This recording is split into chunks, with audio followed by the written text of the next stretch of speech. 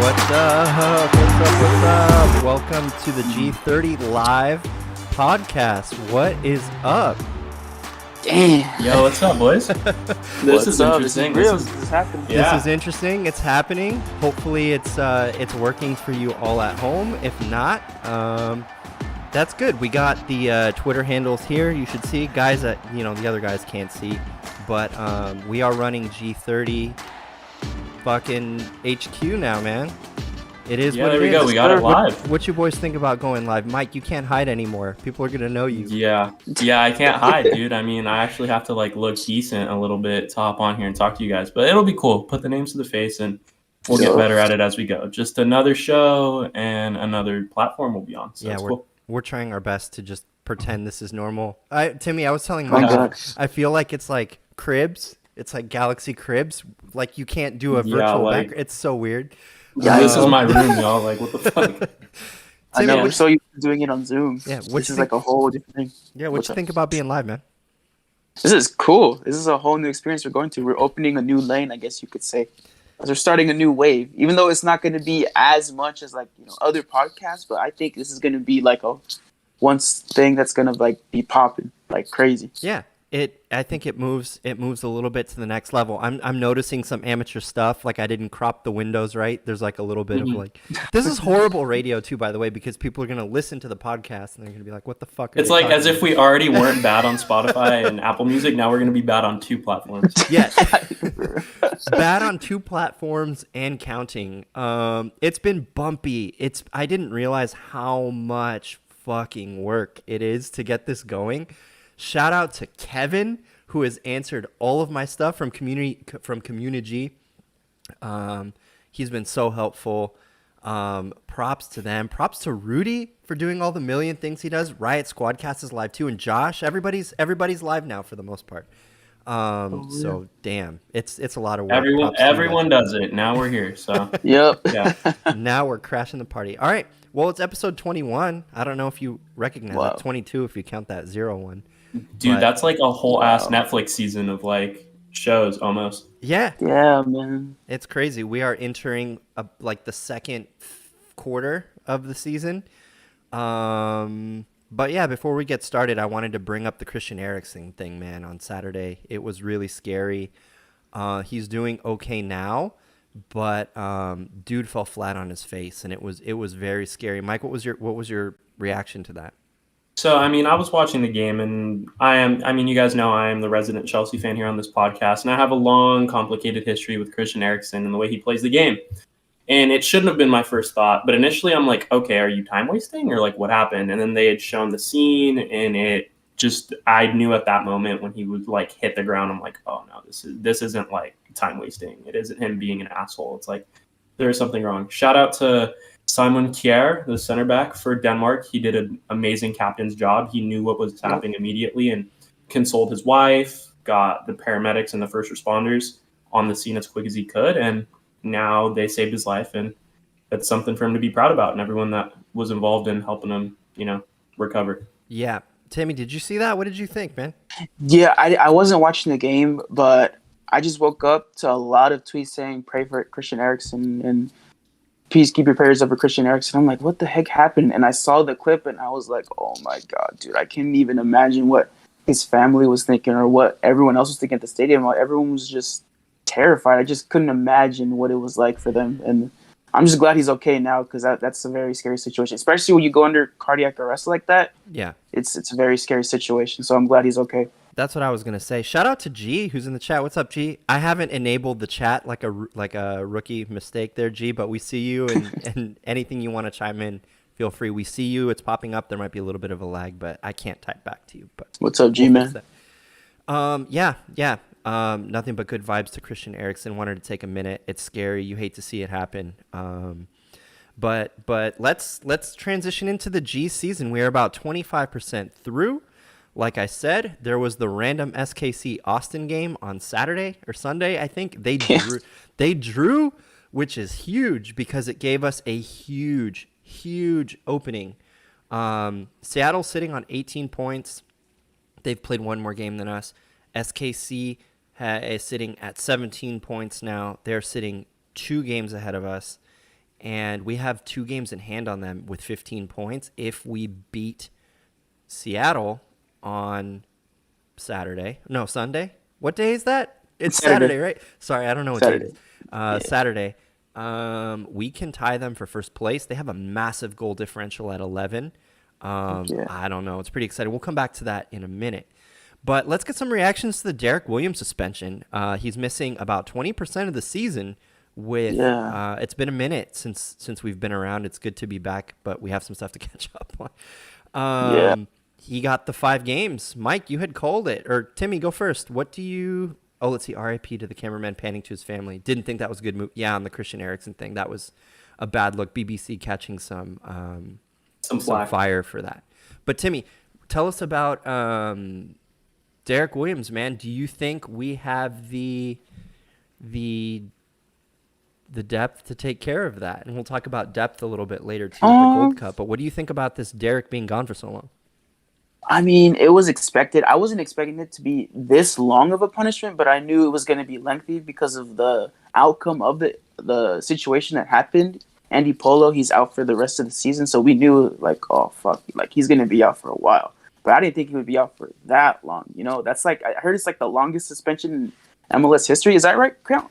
Or am I tripping out? It's one of them. It's up there. There's been some like egregious shit that has not been a suspension, and then they like pick and choose when they want to do these.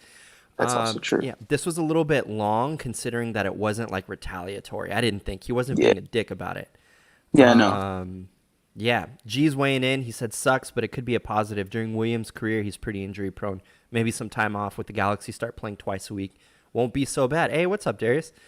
Sorry, we're not used to all these people popping in the chat. Mike, react to the Derek Williams. I mean, I feel like it's warranted, man. You can't have a challenge like that where it's, you know, you go in studs up on a guy that is coming down on you on the pitch, and Derek Williams tried to recapitulate that energy and that tackle he made in the LAFC game where it, you know, set up that goal for Cheech.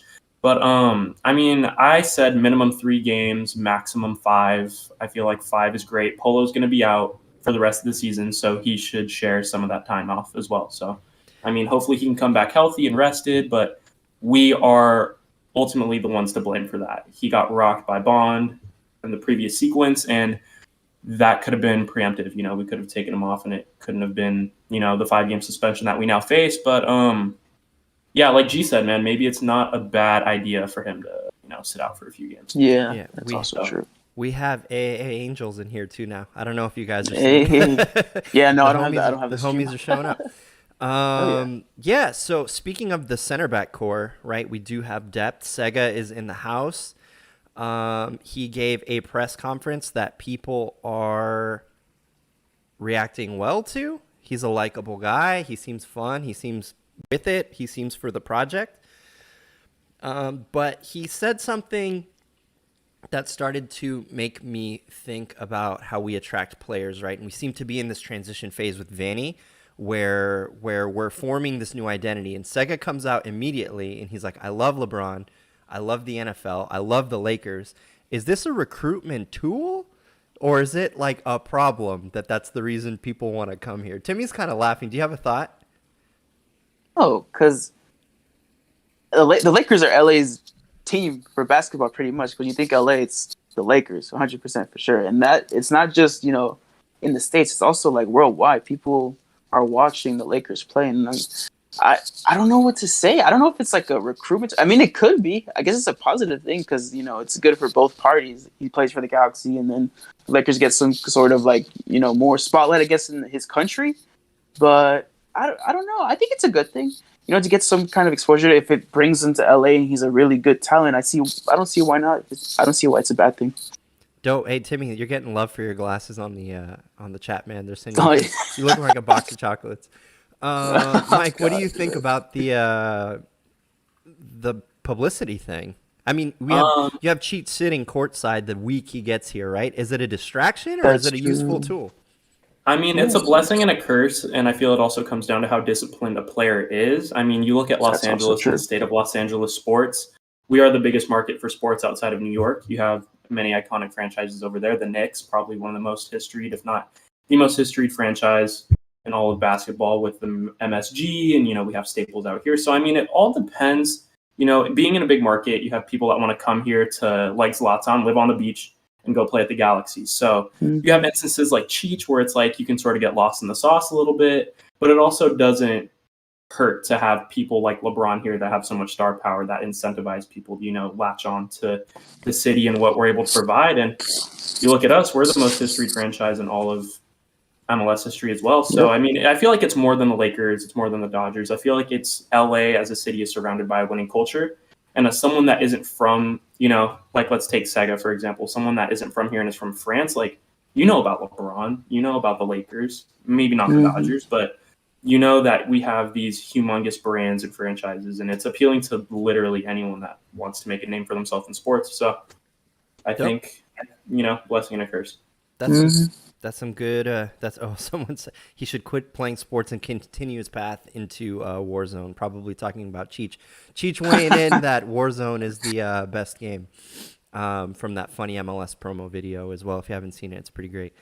Mike, you did some research on this new rumor, Matko Miljevic. You want to tell us about him? Yeah, talk about it, bro. Yeah, so shout out Timmy. Timmy was the one that made me aware of this, and I did a little bit of research today before the show.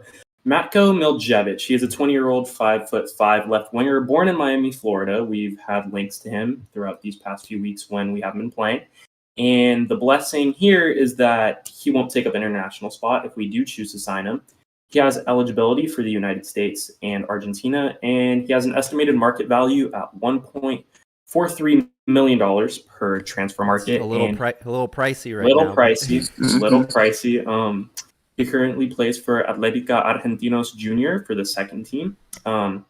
He primarily is a winger, but he can drop back into a false nine or an attacking midfielder if needed. One thing that stuck out to me that I wasn't too gung-ho on, and especially someone that is young, someone that's 20 years old, he's played 15 games, and he scored 1 goal in 624 minutes. And the question that I have to present to you guys is, what do you think Vanny sees in him, and what do you think we can get out of him? I've linked the highlights, and it seems like he's very comfortable at a number 10 and has the ability to disperse the ball in critical areas and sort of play that Vasquez role. And we lack creativity when we don't have him, and Sebastian can't produce the same as Vasquez. So it's an interesting situation. So I want to get your guys' thoughts and weigh in. Timmy, you wanna go? I will say this. Shout out to Corner of the Galaxy for this, by the way. Josh mentioned in his podcast that he's been on the Galaxy's radar for a while, but for the fact that he hasn't, I guess his main counter argument is that he hasn't played a game, and I guess for a couple of months. I don't know specifically the timeline of how long he hasn't played, but the point is that he's been on the Galaxy's radar for a while. He doesn't think that we're gonna attempt to sign him because he hasn't played in a while, even though it's kind of like a, what's the word? Because we signed Yoni, and Yoni hadn't played for a long time. So I'm thinking it's a possibility that we could possibly sign him, but I'm trusting Josh on this because it's we don't think we're going to sign him as of right now. But from a talent-wise standpoint, he could be promising because he's just 20 years old. He's not like he's 35 or anything. He still has a lot of time to he's not even on his prime yet. So I think there's a lot of potential there, but I just don't see him coming to the Galaxy as of right now. Yeah, those are good takes. I want to highlight something Mike had put in the notes here, and he didn't mention that he looks like a pass-first player, and he does. I was watching the highlights, and I was like, where is he putting that ball? And then a player runs into the line of the camera. This dude's vision is crazy. If it's legit. Yeah. You can kind of start to see the kind of team, the kind of players Vanny wants to assemble here. We went from being one of the oldest teams in MLS. If we get these guys in, Revolucion, if we get in, this kid and whoever else is on the radar, the average age of the team is now mid-20s. And if it's these playmaking, smart, a little bit flashy kind of player, it's starting to look like a menacing LA team real quick. Maybe not this year, but hopefully by the end of this year. But if not this year, then maybe next. And I think that pass first is crucial. And Mike, I think you had made a good point kind of when we were talking earlier. about what about when Vasquez goes down inevitably, like Yeah, he did exactly. already, right? So not a bad pickup. All right, let's transition into the Seattle game. They are coming in a little bit cold. Their last 3 games, they defeated LAFC, but that's not saying much. Yeah. They drew, Yeah. had to throw the dig. Yeah. Uh, They drew Atlanta, and then they drew Austin 0-0. Austin kept them off Oh, wow. the board. It might have been 1-1. I think it was 0-0. I'm trying so hard not to laugh at the chat. I'm going to have to mute these guys in a minute. There's some crazy shit in there. But they are a little bit cold right now. They're still Seattle. You can't Can't count them out. count them out. What's your expectation, Mike? What's your realistic expectation for this game on Saturday?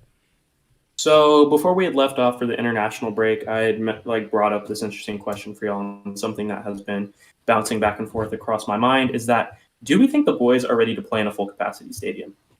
Are we ready for the pressure to be on? And are the boys ready to hear a full capacity stadium get mad when something doesn't go their way? Because it's easy to play in front of nobody, and it's even easier to lose in front of nobody. I think it's It's harder to so play easy. in front of nobody. They were all Yeah, but- saying last year, like, oh, it sucks. It's hard. Yeah, but you look at teams going into full capacity games, and not even. I mean, I think we're the only country that is doing full capacity games. You look at shit. I don't even know, but I'm thinking that if we do great, we're gonna ride the hot hand with everyone being there, and if we fuck up, we're gonna hear it, and we're gonna see how Vanny reacts tactically. You have a little bit of leeway and a little bit of leisure when you're not playing in front of a full house to try some shit, because you won't have people screaming "fuck you" from the stands. So realistically, I think this is a great opportunity for us to capitalize and jump to the first spot. Do I think that'll happen? No, I still think Seattle will have our number for this season and will continue to have our number. Ooh. Oof. Yeah. Okay, so hold on. And Yeah, people are wanting score predictions in the chat. Mike, what's your score prediction? Damn. Score prediction, I think for our first full capacity game heading into the Dignity Health Sports Park, I say Seattle walks out with a 2-1. Rudy Diaz snags himself a brace. G Man in the chat goes 2-1, maybe 2-2. Timmy, before I go to you, let me set you up a little bit, because I believe Okay. you were there at the last full capacity game against Vancouver. That shit was popping. If a Yes, goal had dude. been scored, that place would have exploded. Oh, The we energy was so would've- tight. This is going to be 15 times that. Now, thinking about that, Timmy, what do you think the score prediction is? Well, considering from what the players have been talking about, that they say that they've missed the fans, they love the energy, and Greg Vanny also said that fans just make a big difference in the stadium. I'm saying that we come out, worst case, I'm going to say my worst case scenario first and then the best case scenario. Worst case scenario, we come out of this with a draw because, Seattle's a very good team and they don't do well on away games, and they don't usually come out with draws and such like that. Base case scenario is going to be like the San Jose game, where we have to grind it out for this win, because Seattle is a very good team. They're very competitive. They're a cup contender for sure. So I say we come out with a 1-0 win with the Chicha banger. Ooh, with the Chicha banger. Yeah. I've been listening to you guys. I honestly don't. I want to pass. I just want to have fun on Saturday. I'm not gonna pass. I'm gonna say Yeah. Galaxy pull it out. You know what? I'm gonna have courage, and I'm gonna say. Angel says, "Notice me, please." He wants to sign Donovan back. Love you, man. Oh, he's saying some stuff in there about you, Mike. Oh, man. I'm gonna say 2-0 win, and we catch the sound Wow. of sleeping.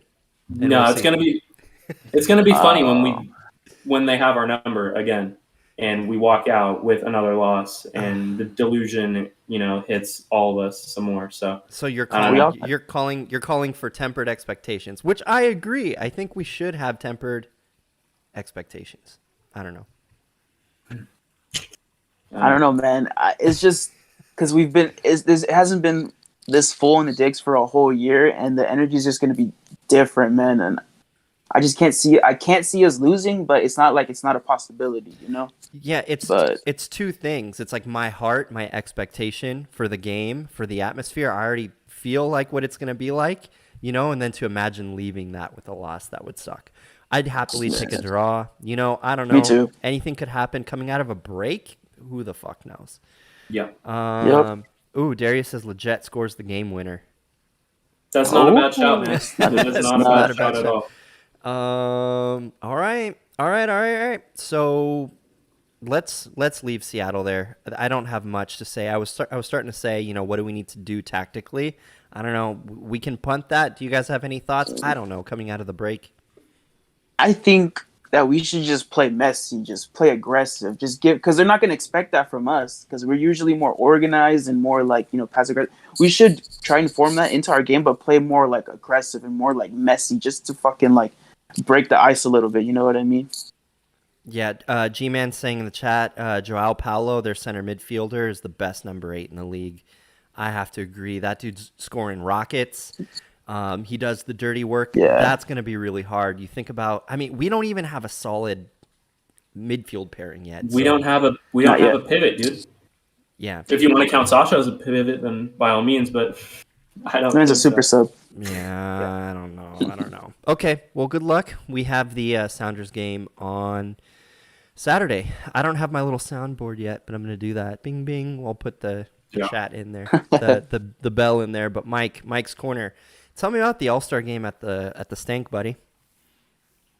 I mean, shit. What do you want to know? It's against the Liga MX All-Stars, right? Yeah. Yeah. Yep. I feel I've seen a lot of interesting takes about this online, and they're saying they're trying to gear us up for the Super League when they clash. Yeah. Liga MX and MLS together.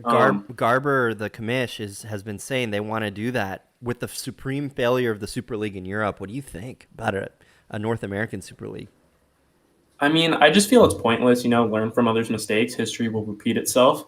I feel maybe putting more exposure into the CONCACAF Champions League would be fucking amazing, because I feel like the average fan has no clue about the CONCACAF Champions League. Like, I can ask a random supporter off the street. They wouldn't know. So maybe instead of trying to make this multi-billion dollar conglomerate league with 2 different geographical locations, and I mean, if you're going to get Liga MX, you might as well throw Canadian teams. Well, I mean, they're kind of already here, but you might as well throw more Canadian teams in. They have more. I mean, I feel like it's unnecessary. I think it's stupid. I think, history repeats itself. If it didn't work out in Europe with hundreds and hundreds of years and foundation going into creating, the game we know today, I feel like we aren't there yet technically and organization-wise. So I feel like we'd see it collapse. I don't think it's a good idea. I think it's stupid. It's a lot. Yeah, nah. It's a lot. Put more money into the CONCACAF Champions League and market that instead of making the league. Well, let's talk about money for a minute, because the owner of Inter Miami, with all of their troubles, they're talking about trading Pizarro to the Smurfs, which is interesting. Pizarro wants out of there, I think, or he needs to be out because they're in fucking trouble all the time. But I think his name is Jorge Mas. He is the owner of Miami, and he straight out blasted. He didn't name names, but he came out last week and he said MLS owners, some of them are content. It's just a revenue to pay the bills with, right? Especially if you're in an NFL stadium, and they have no interest in spending money. And he was saying that, given all of their troubles, that is not why they have joined the league. What do you think about that? I can assume he's talking about like the Colorado Rapids, thinking about the Super League, thinking about money, right? Like, what do you do with the Rapids? What do you do with Salt Lake, right? The Rapids are good right now, but still, there's no investment. I don't know how far any of that craziness will go. Timmy, the rebrand's coming. Tucker's been talking about it. The Revs rebranded. I don't know. You had said we had talked about this a bunch of. Said we should silence our phone. We can hear the vibrations and notifications. Oh, I think that was me. Sorry, amateur move. It's all good. Someone said, I'm just going through the chat now. They want me to play guitar. No. Bond to Real Madrid. That's a good take. Who said that? Who said that? Who do you think? Yeah, Darius. Yeah, of course. thank you again to our friends for coming into the you guys are awesome. the chat to support us this first time. This is a big experiment for us. Sir. I don't know, guys. That's pretty much it. We're at I have a nice timer here now. We're at 29 minutes. Any closing thoughts? Because once I start playing the music, real quick, I wanted to say our last podcast in the Dead Week was our best.